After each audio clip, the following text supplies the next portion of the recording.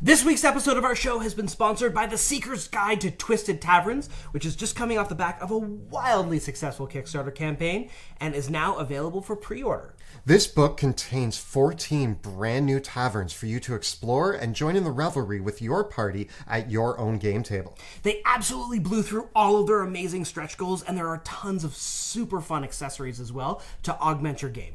Taverns have been a cornerstone of Dungeons & Dragons campaign, and I feel like we're overdue for a good pub crawl. Some of our amazing friends are working on this project, including Logan from Runesmith here on YouTube, as well as Eldermancy and Ghostfire Games. So make sure to check out the links below to pre-order your copy of Twisted Taverns and get the party started. And now, on to this week's episode.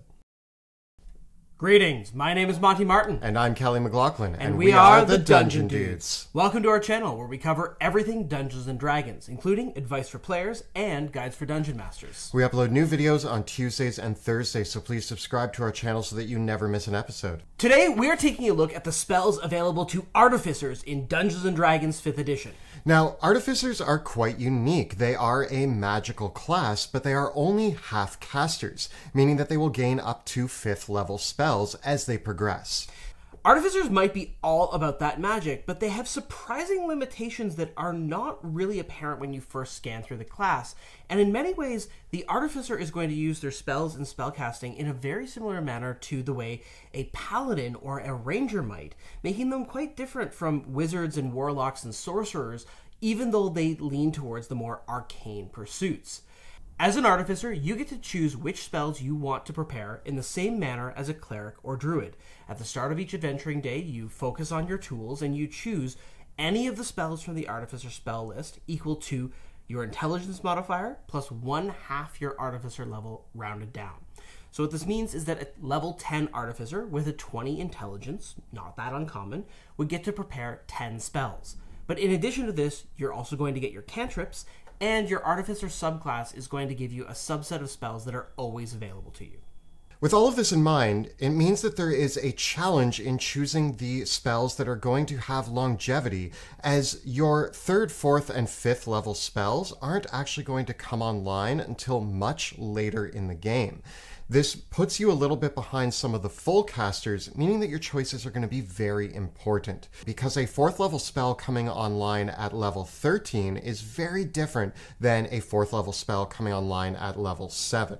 There's a lot to discuss today, so let's get rolling. So first off, as our Artificers, we need to choose which cantrips we want to pack. This is actually a really difficult choice because the Artificers actually have one of the largest selections of cantrips across all the classes in the game, but you only get to pick 2 of them when you start your career, and you only learn your 3rd cantrip at level 10 and your 4th cantrip at level 14. This makes choosing your cantrips very difficult, because do you want to choose to have an attack cantrip like Firebolt or Shocking Grasp, or do you want to have the more utility cantrips like Guidance or Mage Hand and Mending? It's very difficult to have your cake and eat it too, so your choice of Artificer subclass might really come into play here as well. That's a theme that we're going to see through a lot of the spell selection for the Artificer, because depending on the subclass you choose, your Artificer could excel in different areas.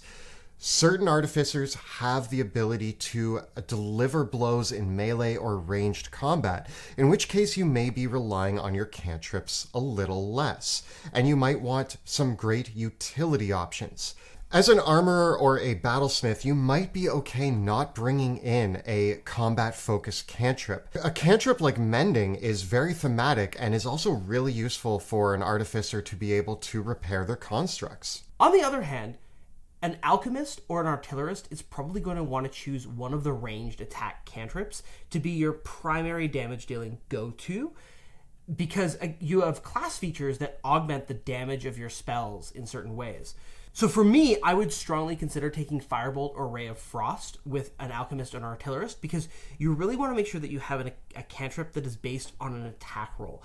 I would not recommend making a cantrip as your damage dealing cantrip that is based on a saving throw as your sole damage dealing cantrip, because at higher levels of play, particularly the spells that are available to Artificers like Frostbite, these are based on Constitution saving throws, which a lot of monsters have really good con saves. So I wouldn't make a cantrip like Frostbite my sole damage dealing cantrip.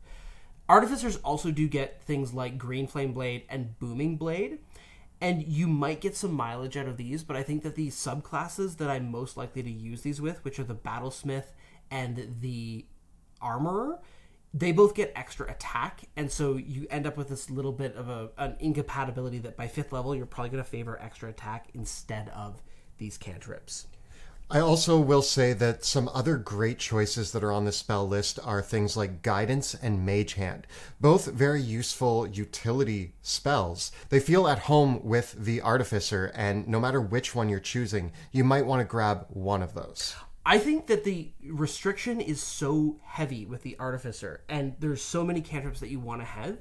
I do think it's actually a really good idea to consider a feat like Magic Initiate Wizard or even Spell Sniper to be able to pick up a couple of additional cantrips that you can bring into play, because it's really hard to say no to not having Mage Hand and Guidance, but I don't know if I would necessarily make those my only two unless I was playing a Battlesmith or an Armorer. Not to mention you also have like Prestidigitation in there, but that one starts to fall lower on the list than it normally would because of the restrictions that the Artificer has. So a great list of options, but be very aware of what abilities and what subclass you are going to lean into so that you pick the cantrips that complement your choices. As we move on to first level spells, something that I like to do is pick spells that feel thematic for my character, but are also really useful. And I think one of the standout options here is grease. It seems super appropriate for an Artificer to be spraying grease all over the place from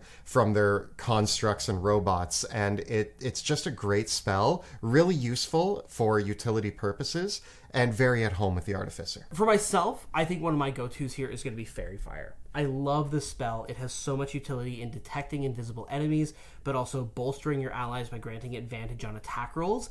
It's a great sort of marker light sort of ability or spell that will really give you as an Artificer a reliable source of advantage on attack rolls against your foes. So this is particularly useful, again, if you are going to go just for yourself as a Battlesmith or an Armorer and have a bunch of magical minions and constructs around. Well, now you're giving yourself, your allies, and your constructs advantage on attack rolls just for your first level spell slot. So I think Artificers get a lot of mileage from Fairy Fire as their go-to first level concentration spell. But I also don't mind the prospect of taking something like Tasha's Caustic Brew.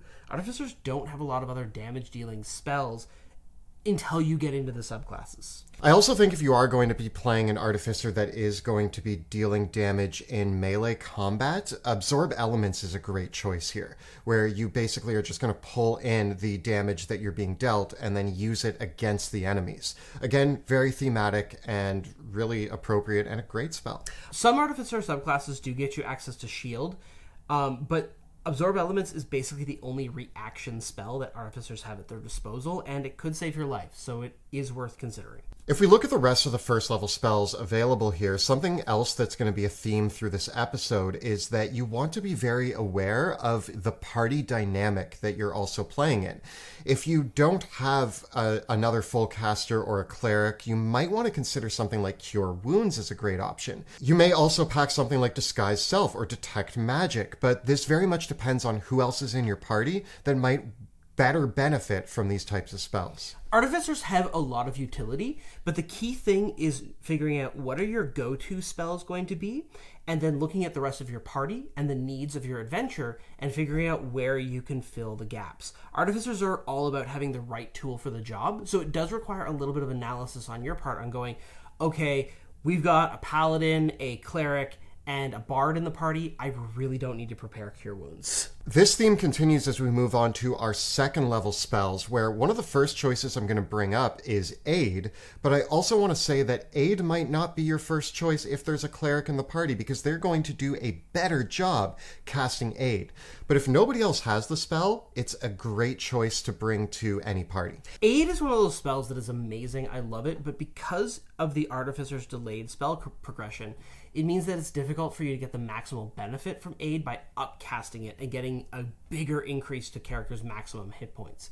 So, well, if you are the only person in your party that can cast Aid, you should absolutely prepare it. If there is anyone else in your party that can prepare it and cast the spell, they should be the ones to do it. Another super thematic option is Heat Metal. This spell is incredible for devastating enemies that are either made of metal, wearing armor, or carrying metal weapons. Such a brutal spell. Heat Metal is amazing because it both deals damage and causes disadvantage on their attack rolls after they take that damage. And the way the spell is worded, it's really hard to wriggle out of the effect, especially if someone is wearing full plate armor or is made of metal themselves. So Heat Metal, I totally love it as a spell. It's a very rare spell because not many other classes get it, aside from like druids and stuff. So I really like it, and it would be a go-to for me with an Artificer as well, because it is that Swiss Army knife sort of a spell in combat where you're both getting the damage and the debuff out of it. I also think, following along with Artificer's theme, having a cloaking device on your mechanical armor is really, really cool. And so invisibility is a great option. Really, it's a great option for anybody who can cast invisibility, but again, with the Artificer, being able to turn invisible or turn a party member invisible is always useful. Invisibility is one of those spells that has so many applications both in and outside of combat. It helps with exploration, problem solving, information gathering, and it can be an escape if you need it to be. So I really think that it's one of those multifunctional spells that, with so many limits on your spell slots and your spell selection, invisibility really shows its muscle. Some other great options to consider are things like Enhanceability, Enlarge Reduce, Rope Trick, and Web. These are all great spells. A lot of them feel appropriate on the Artificer, and if they sound useful to add to your party dynamic, they might be the right choice for you. I think Web as a control spell in particular, as a battlefield control spell, it's one of those spells that is really good at 3rd level when wizards and sorcerers get access to it, but it's still really good when you get it at level 5, and it's going to be really good for a very long time, because restraining foes and keeping them in place till they break out of the webs and creating that area that is on the battlefield that is difficult terrain is great. It's a spell that you'll be able to put in your arsenal and use it effectively at level 5 when you get it, but still use it really effectively late in your career as well. So it has a lot of mileage to it. The final 2nd level spell that we think should be considered is Levitate. Now, this is kind of an oddball in the mix, but Levitate can actually be used for a great control spell. If you have an enemy hiding behind cover, you can levitate them, and if they don't have a ranged attack, they might just lift into the air, and now they're floating there for you and your party to shoot and attack. So Levitate has a lot of interesting implications beyond just using it to kind of float around the battlefield. You can actually use it to devastate some enemies. Now, there's a couple other 2nd level spells like Dark Vision, Protection from Poison, and Magic Weapon that you might be tempted to use as buff spells. But be aware that you do have infusions that you can use to create similar effects that aren't going to demand your concentration or a spell slot. So if you're gravitating towards those spells, think about whether you want to use a spell to do that or an infusion to do that. As we move on to 3rd level spells, what's really interesting about the Artificer is that for most spellcasting classes, 3rd level is where it blows open into all the best spells that we love in the game. With the Artificers, it's a little bit more limited, and you're actually looking at more utility spells than you are things like Fireball. Mind you, your subclass option will usually give you some pretty great 3rd level spells as well. That said, I think the go-to spell here for many Artificers is probably going to be Haste. Not only can armorers and battlesmiths get fantastic results simply from casting Haste on themselves, alchemists and artillerists are going to see great returns by casting Haste on a party member that they can then buff up with their infusions and other abilities as well.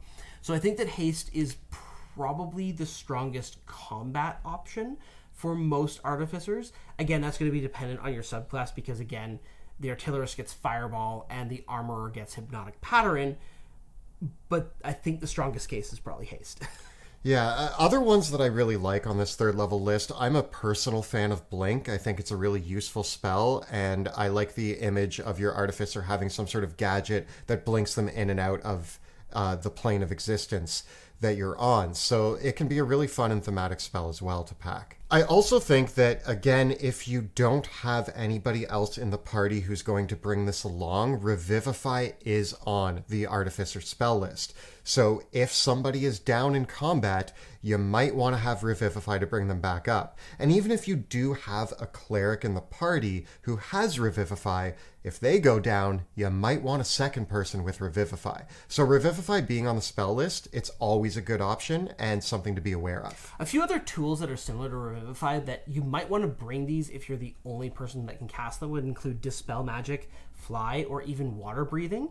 So again, an Artificer always needs to be looking at the situation and saying, which is the right tool that I need to pack in my toolbox today? Because if you're the only one that's going to bring along Revivify, and you need it, you need it. If you're the only one that can bring Dispel Magic and you need it, you need it. So take a look at those situations and make sure you're packing the right tool. And while you're packing your toolbox, you might want to bring along a little helper in the form of a Tiny Servant. I really love this spell because it's kind of like a second familiar that lasts all day long and can actually make a couple little attacks. You don't need to concentrate on the Tiny Servant. It just lasts 8 hours. It has all kinds of great utility of fetching objects, exploring around environments, or even attacking in combat. So I think that beyond haste, for me personally, Tiny Servant is totally going to be my go-to for any Artificer. And again, it feels thematic to just bring this little object to life and have it help you out almost all day long. As we move on to the 4th level spells, it actually gets a little tough. There's not a lot of standout options here. However, one that seems very appropriate for the Artificer, you might want to upgrade that Tiny Servant into a construct with the spell Summon Construct. This was one of the new summoning spells introduced in Tasha's Cauldron of Everything. And even though you're not getting this spell until 13th level, the Summon Construct is pretty beefy at this level of play. It has 55 hit points and an AC of 17 when you summon it up, and it gets to make 2 melee attacks that deal 1d8 plus 8 damage each. And then you get to choose one of a couple different abilities, like a slowing effect, a berserk effect, or a heated body. I think that if you're looking for your go-to damage-dealing spell at high levels of play with an Artificer, this is probably a really good option. And depending on what your capacity to make melee attacks is, this might be a better option than, say, haste. I also think that adding another body into the battlefield is always a benefit. It just means that your enemies have yet another thing that they need to attack. So even if your construct gets destroyed, it ate up a lot of attacks that would have been delivered to the party.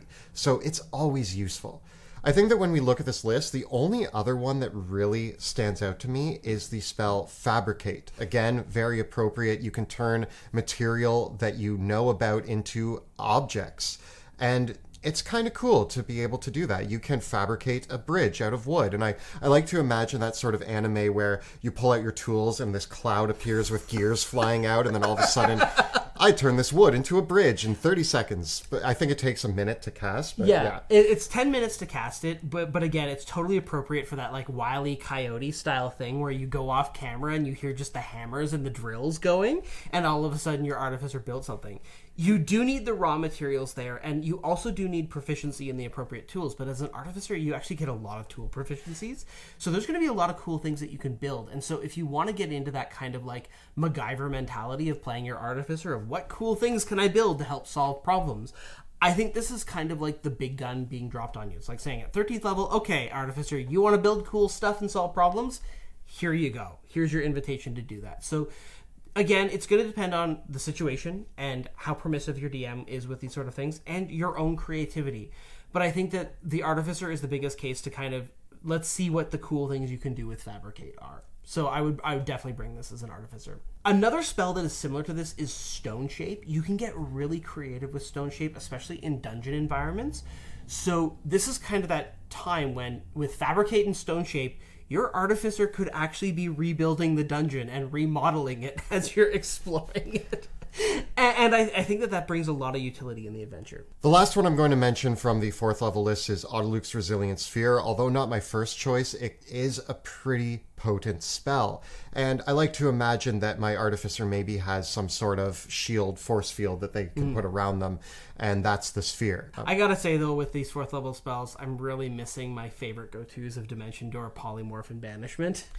It feels like the powerhouse spells of 4th level are just not on the Artificer spell list. At the same time, though, I feel like it is appropriate that those spells are saved for the blasty spellcasters, well as the Artificer leans more into, especially with 4th level, into the idea of what an Artificer should be doing, which is creating and building and reshaping things. And I think that is really interesting that the spell list does feel thematic, although I do agree that we are missing our favorite spells here. But one favorite that we aren't missing once we get to the 5th level spells is Animate Objects. This is a phenomenal spell. It is totally on brand for an Artificer to bring your magical constructs to life and send them forward. I just think that it, as amazing as Animate Objects is as a spell, it really suffers from the fact that the Artificer doesn't get it till 17th level. Yeah, it is one of my favorite spells in the game, but when we're looking at 5th level spells, you do need to keep that in mind, that this is for end game play exclusively. Because by the time you reach 17th level, all the other full spellcasters in your party have been whipping out game-ending spells at this point. So you really want to be cautious about which 5th level spells you pick and how they're going to impact the entire game. One of the biggest issues with the Animate Objects is that it has to animate non-magical objects.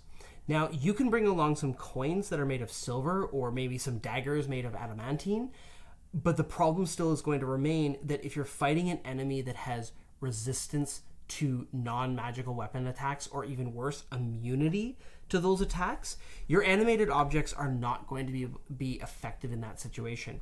And that's where you might want to switch to a spell like Big B's Hand. And so I do think that for the Artificer, depending on what kind of enemies you're facing in your high-level campaign and what purpose you want to get from it, Big B's Hand is another one of those Swiss Army knife spells. And Animate Objects is a Swiss Army knife spell too, but if you're thinking about the context of high-level play, Big B's Hand is a magical force damage dealing hand. And so you can use that, say, to punch an Empyrean who is immune to non-magical damage, or a Lich, or any of those other high-level enemies that just don't care that your animated objects are stabbing them. Big B's Hand, on the other hand, can flick that Lich right out of there. I having been the wizard who has used Big B's Hand to flick a Lich into a prismatic wall,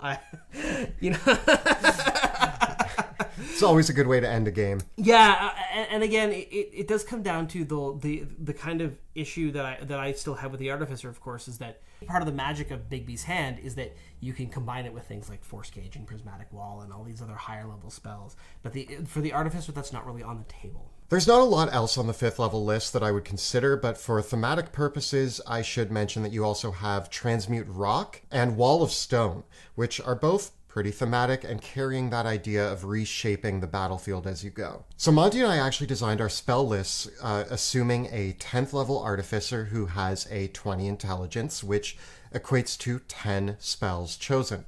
Interestingly enough, Monty and I ended up with the exact same spell list.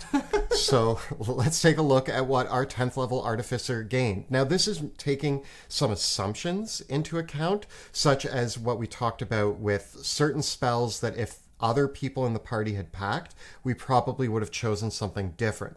But let's assume that we're going in as the only spellcaster in the party. What spells would we have chosen? For me, at first level, it would have been Absorb Elements, Fairy Fire, and Grease would be my 3 go-to first level spells. I 100% agree. Those are the 3 I would pick off the bat. At second level, we took Heat Metal, Invisibility, Web, and Aid. Again, I think Aid could be switched out if somebody else has the ability to take it, but that's the choice I would make if nobody else could take Aid. And for the third level spells, we settled on Haste and Revivify. This is the only disagreement. Kelly wanted Blink, and I wanted Tiny Servant. So couldn't 100% agree there. I say that 9 out of 10 in agreeance is pretty great. Yeah. I think Tiny Servant gives me more bang for my buck, though, because it's going to last all day, or Blink is only going to be up for a minute. You do you. Cantrips are a really tough call here, but by 10th level you are going to be able to have Mending, Guidance, and at least one other attack cantrip. Still, though, I would be really, really tempted to take Magic Initiate, especially if I was playing a custom lineage or a variant human, and that way at least I could pack along 2 more cantrips, perhaps Mage Hand, and another attack cantrip. I agree. I think that the only one that I know I want to take is Mending, because there's so many uses that Artificers have with Mending. It's actually baked into their class that a lot of their constructs and abilities say you can use Mending to heal this creature. So it's important that if you do have an ability that states that you have Mending. That's the only one that I think is essential.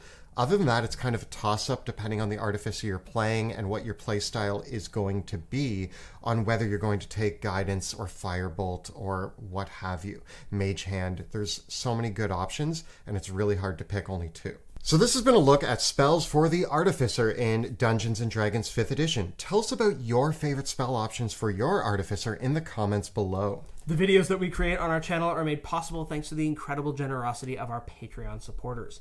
If you enjoy the work that we do here on YouTube, Twitch, and elsewhere, please consider supporting us by following the links in the description below to join our community. And we are making a book. Dungeons of Drakkenheim is coming to Kickstarter as a 5th edition module. We have partnered with Ghostfire Games to bring this campaign to life, and you can join the mailing list at DRAKKENHEIM.com so that you are up to date on all of the updates involving this Kickstarter.